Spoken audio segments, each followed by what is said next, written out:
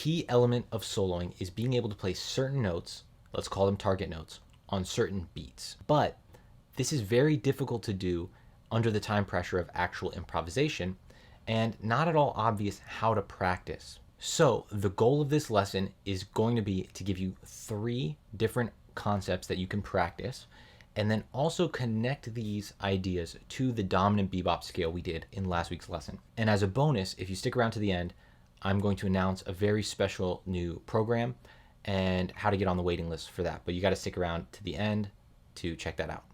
Let's get into it. So to start off, we're going to assume that our target notes are notes from the chord tones. They don't always have to be, but for the first initial level, we're going to consider it part of the chord tone. And what we're going to do for this first section is we want to be able to control the target note on the same beat. So we're always going to have our same target note, in this case on beat 3, and then we're going to see how we can add notes ahead of that note so that it stays on that beat. And these next few concepts will give you a much better understanding of how bebop musicians, how soloists, when playing lines, are really using chromaticism. It's not an analysis in reference to the chord. The chromaticism is a way of getting these notes on certain beats. All right, so the first example we're going to look at is over G7, and we're going to look at the root of the chord, in this case G, as our target note. So I'm going to have a lute playing, and then we're going to try to keep that G on beat 3. And you'll see from the music notation next to me how we do that. All right, so this is at 120 BPM. So first we just want to place our target note on beat 3. So 1, 2, 3. 1, 2, 3. Just as long as we can do that, we want to be able to play a note on a certain beat. 2, 3, right? That's pretty easy. Then what we're going to do is add an 8th note before that. We're going to keep adding 8th notes before our G. So 1, 2, and 3. 1, 2, and 3. 1, 2, and 3. Then we add another 8th note. In this case, we have some options. We can go 1, 2, and 3. 1, 2, and 3. Or we can do an enclosure where we go above, below, and then our target note. 1, 2, and 3. 1, 2, and 3. We're going to add another note to that. So 1, 1. And then finally, we're going to start on beat 1 and get G as the last beat. 3, 4, 1, and 2, and 3. So with this concept, what I want you to do is take a standard that you're working on, or a chord progression, could be 2-5-1 or whatever, single static chord, and pick a target note for root, 3rd, 5th, or 7th, and try to keep it on a certain beat. And add 8th notes before, always keeping your target note on that same beat. So it doesn't have to be beat 3. It could be beat 1 for the target note, beat 2. I would keep it as a downbeat for your target notes for this purpose. So that's the first concept. Next up, we're going to be utilizing these embellishments and these extra notes to change the beat that our target note goes. So in this case, I like to think about it like we're forcing the target note where we want it by adding more 8th notes. So let's do this over C7 this time, just to change it up. And instead of picking the root, we're going to pick the 3rd as our target note, just so you have some variation. All right, so we're on C7 now, and we're going to always start on B flat, and we're always going to have E as our target note. And what we're going to do is we're going to move around that E. So we're going to start with the E on B2, and this is that first one. 1, 2, 3, 4. 3, 4, 1, and 2, 3. Okay, now we want it to go to beat 3. So we have 1 and 2 and 3. Now we want it to move to beat 4. So we have 1 and 2 and 3 and 4. And then if we want it to go to the beat 1 of the next measure, we can have 1, 2, 3. 1, 1. So again, the way I would practice this concept is, again, pick a single target note, in this case the 3rd, and apply it over a song, some jazz standard, and move around the beat that your target note is falling. And you want to be able to do this deliberately. So for this 3rd concept, what I want to do is just take a simple chromatic enclosure and show you how we might use this over a chord like C7, and apply it to each of the different chord tones and target notes of this. So if we have C7, our root is C, third is E, fifth is G, and our flat 7 is B flat. So a very simple couple of notes you can use to target each of those notes is this enclosure. So we're going to start above, half step above the note, half step below, and then the target note. And I really think you should visualize it as this kind of shape and not so much about what note is above, what note's below. When you practice this and get more familiar with the chords, that's going to come naturally. For right now, just really visualize that note, that third fret note C. And what we're doing is we're kind of like isolating it. So then we do that for each of our other chord tones. We have E right here. So our chromatic approach, our chromatic enclosure rather, is here. For our G right here, we're going to do the same thing, A flat, F sharp, G. And then B flat here, we have that. So each of these. All right, so now what I want to do is look at some 3-note enclosures, some 3-note approaches for these target notes.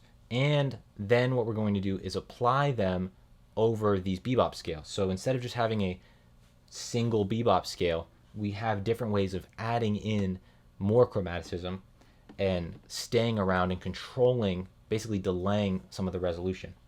All right, so the few ones we're going to look at. The first one, let's do a descending one targeting the 5th, and we'll do this on C7 since that's what we did the bebop scale on before.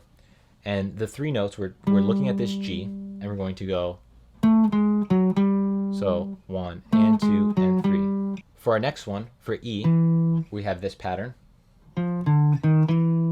You could also do it on the same string. And then for our last one, targeting the root for C, we have. All right, so those are the 3 different enclosures, approaches we're going to be using with our bebop scale. Okay, in the PDF below, which you can download for free, it's not a $5 PDF, it has the other positions for our dominant bebop scale with these patterns, with these enclosures. It's a decent amount to practice, but even just with this, you'll get a good understanding of the concept. So we're looking at this C7, this C13, and this is the pattern we're looking at for our bebop scale.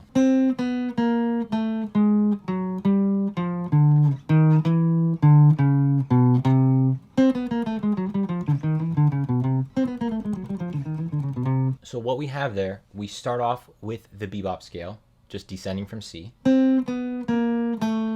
And now we're going to, that note connects us to the approach we had targeting our G. So we have, that's the 3-note approach. So we have, and now we have our next approach targeting the E, which starts on this F.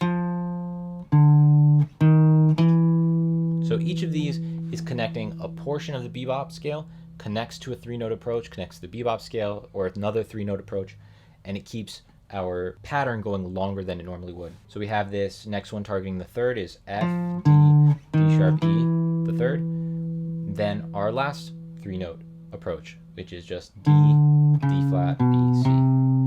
All together.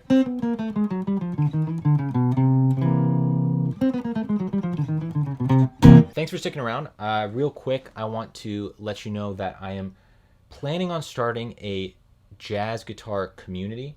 And this is a community, but also a live coaching, weekly coaching sessions. It's basically a tune-a-month program. And with that, what I'll be doing is, well, first of all, you'll be getting all of the past PDFs that I've created and all future PDFs that I will create as part of this membership.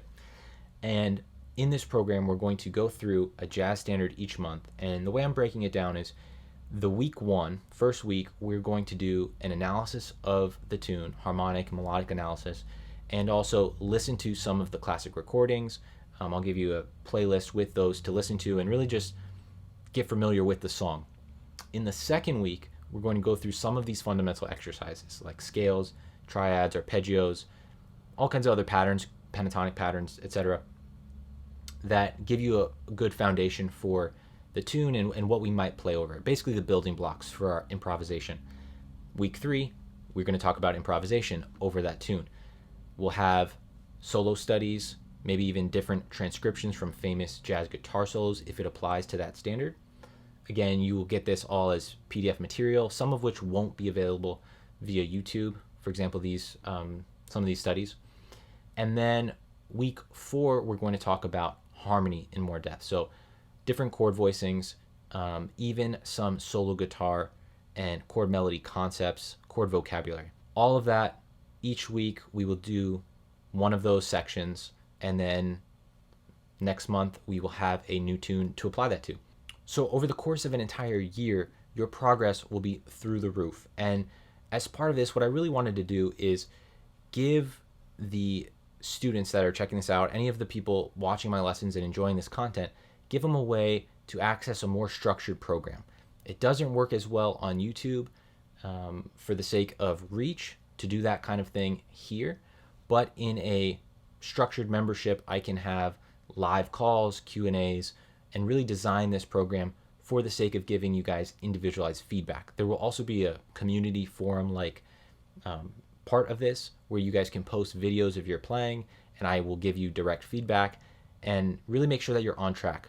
The main thing here, the thing that's missing from a lot of the YouTube instruction, is that accountability aspect, and having someone who is checking in on you, someone who is making sure that you are progressing, and if you run into any obstacles, is there to help you surpass them. So that's what this whole membership will be for. And there are a couple limited spots. I'm limiting it to 5 for anyone who wants private one-on-one. I'll do a few of those, but really the main focus is this guitar community. And if you do feel like you want that extra attention, first 5 spots will get that. Anyways, you can check out the details below. This probably won't be released till September, but I hope you guys check it out and can give me some feedback in the comments. I'll see you in the next lesson. Thanks.